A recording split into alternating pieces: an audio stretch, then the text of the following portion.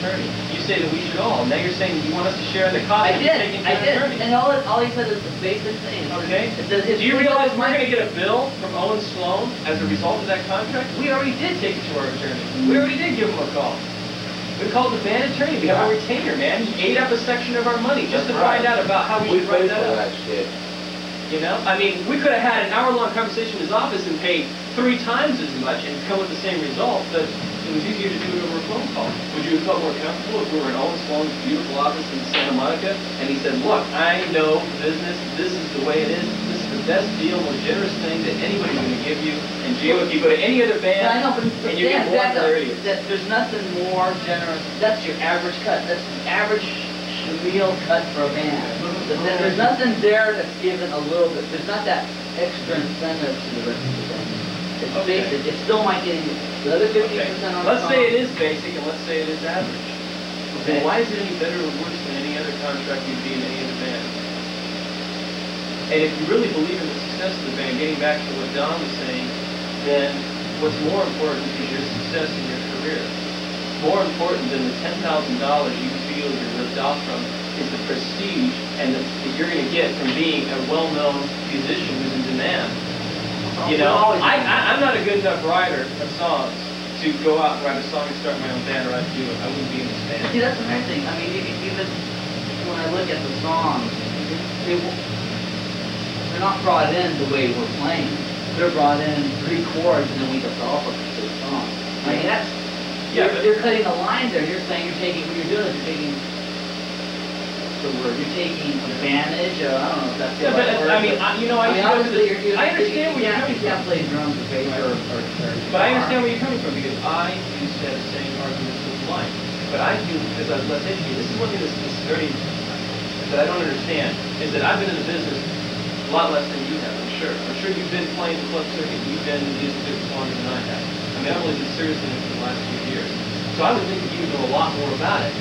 But what I'm hearing is something that sounds very naive, you know, just in the short period of time of what I've learned. I mean, it just seems very naive, this type of thought. I mean, I think that the way the songs are brought in, I used to argue with Mike about that, and then I found out, hey, when you go and register your song with ASCAP or BMI, what do? You give a little lyric sheet and it's up on a chord chart, or something similar to that. If you don't bring in a whole demo, 24-track produced demo, you know, would it be any different if Mike took his little 8-track at home and put a little drum track on it and put a little bass keyboard track and then brought it in? Then should he be able to claim? We're still going to change everything he does. He's not going to play the drums the way I do. He's not going to play the bass the way you do. I mean, how far can a songwriter-singer go? Does a songwriter-singer have to be Prince and play every single instrument perfectly in order to get full credit for his song? I mean, how many people really do that? What makes you say you'll sign? Well, it doesn't matter. I believe in a successful band. If you really believe in it, then how? But I still, when it goes back down to the success lies in Mike, not the band. I think the band is more powerful than Mike right now. But I think Mike has to become just as powerful as the band. You think he has the potential to do that? Anybody has the potential. Okay, I don't know. Do you think that he's the kind of guy that's working hard? Yeah, I think he's working a lot harder than from the first day. In terms of belief in the success of the band? Yeah, but obviously that's why I've been here. I know, Gio. You just understand. I mean, first of all, I'm sure you can understand how frustrated these guys are. Because, you know, and I'm not the kind of person who gets upset that quickly. But I can tell you, I'm a little frustrated too because you really did lead us to believe that everything was okay. Yeah. The conversation was brought up. It was supposedly ended, and there was multiple opportunities in the last 2 weeks to say. You're saying you guys didn't say anything. For sure. We didn't say anything because we assumed everything was okay. It's not a responsibility to speak up, to assume that you have a doubt. It's your responsibility as an individual to say, I have a doubt. I made a mistake. Well, it's a mistake, but you're like putting it on us. You're saying, well, you guys brought it up. I mean, come on. I mean, you know.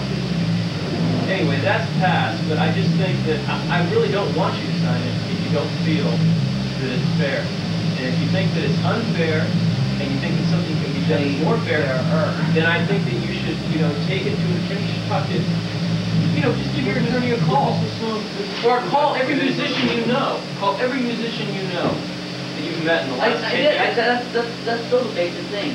It's right. And then they all tell you that hey, It's whatever the band you wants see, to do. if you didn't really believe in the success of the band, or if you believe that maybe you could just garner a little bit of attention by putting the demo around and maybe in 6 months you were playing and going to a different band, then I can understand why all this is so important, because you're not seeing past the next 6 months. I mean, but then again, that doesn't make any sense, because this doesn't mean anything until we get a record deal. See, I don't know. I don't know how else to put it. I mean, I'll sign it just to Make the God? There's no reason for that. But no, but I mean, I don't want, I feel bad thinking that you guys don't think I was good, or I'm not committed. Well, it's an easy thing to think. I mean, look at the setback this band has gone through. I mean, you know, it's very frustrating to me, and it's very frustrating to these two other guys. I mean, we, you know, worked our ass up to get to a certain point, and all of a sudden the rug was pulled out underneath us. And then we had to build up. We lost part of our following because we've been away for so long. You know, we had all these tapes out, we did these things going in motion, everything had to stop. You know, people are forgetting who the hell we are, and we're trying to regroup and get better. And now we find you, and now we're getting everything going together. I don't know. And now we say something absolutely means everything that I heard. They get a choice.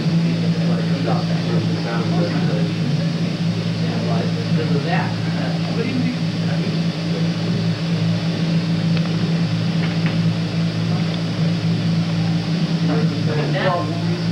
I was meaning that more towards the sign-up. I mean,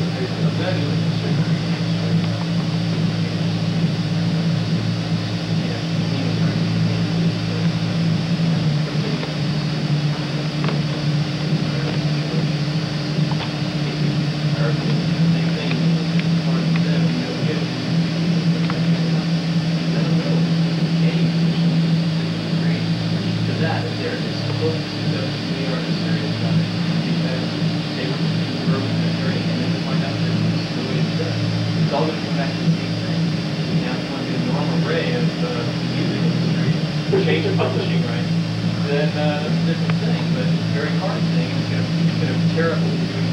The thing is, it's not a question of changing some norm in the business. It's a question of convincing 100,000 songwriters that they don't own 100% what they can. He said that on the sign, I'm not sure the band thanks for the record. Well, I don't want you to sign it. It feels like you're being prejudicial. It feels like you may lose this opportunity for that reason. I just want you to sign it if you feel secure with the facts. Yeah, I think it should be a good thing. Do you agree with everything? Because I don't want to, let me just say one last thing, because I don't want 3 months from now you to say, well, you know what, I really didn't want to sign that thing that day. You guys kind of made me feel like if I didn't sign it right then, I was out of the band, and I didn't really want to be out of the band. It's impossible for you to honestly feel anything like this, because we haven't changed. There's no point in you going to sign that. Right here on That's the hard, document. I know, it's hard, that's what I'm saying. But he's choosing by saying it's going to say this 2 weeks ago when you had that contract in hand. We didn't have a gig in 2 days. We didn't have another gig. That's going backwards. If you want to cut the progress of what's I'm not going backwards. I'm simply saying that now if we want to say, okay, Gino, take a couple of days and have somebody look at it. I'm not saying that. No, but I'm saying that I don't think if you sign it in good faith, you know, I believe it. If we're signing it just so we can go on tonight, what do you find? Yeah. I think he can be honest. I think Gino can be honest about this. It's not binding. See, this is, you know what I was saying about commitment and everything and how this actually represents commitment? Well, if you don't sign a good faith, you don't really feel this is a fair shake, then you're not committed. No commitment involved. I know. Well, you know, I don't understand. You guys are overcompensating because you feel burned so bad here lately, you know. I think the guy has a point of view where he's coming from, and I've watched it since you guys have been talking before you were it. I've watched it change to the point where it's down to I have it or I don't. A lot of this shit is making sense. I'm moving a little bit to the point that I want to sign it. No, it's just a matter of you know, you know the whole thing. But you have to, all I'm saying is that I think you have to accept the terms that are in the contract. It's not a lie on the contract. But it ain't going to change, too. I know by signing it, it ain't going to change. What's not going to change? Like you guys said, we'll just No, it won't change. I think what is physically outlined there won't change. So don't sign that if you want to change it later. If you want to be a share of the song, don't sign the contract. If you're willing to accept what is normal and what 4 out of 5 of us think is fair, then sign it. But that's really the key. That's the key point. No, I'm sorry. I know, but you know. We're not going to go to an attorney and ask him to change the terms. We're going to ask him to expand on the terms so that he lists all of the many things that we have to share equally, which I didn't bother to do because that's right there. I think it's obvious. One thing was a big issue to all of us, and that was publishing. I thought that we needed to be very specific on that. We needed to make a statement, let us and that we consider ourselves equal members of But the the cut on the publishing is just the cut on Ellenville. The cut on publishing is on Allensville, it's on Airplay, and it's on the Songwriting World, Airplay, whatever, it's on. It's everything, all the Songwriting World. The publishing represents, as we talked about before, there's 100% of the song. 50% of that publishing, 50% is the writer's share. 50% of that goes to the writer right off the bat. The other usually it's split 50-50 between the band or the artist, which in this case is the band, and the record company, or the publishing company. So 25% of that 100% we would share equally, which means we each get 5%. And I'm going to get 50%.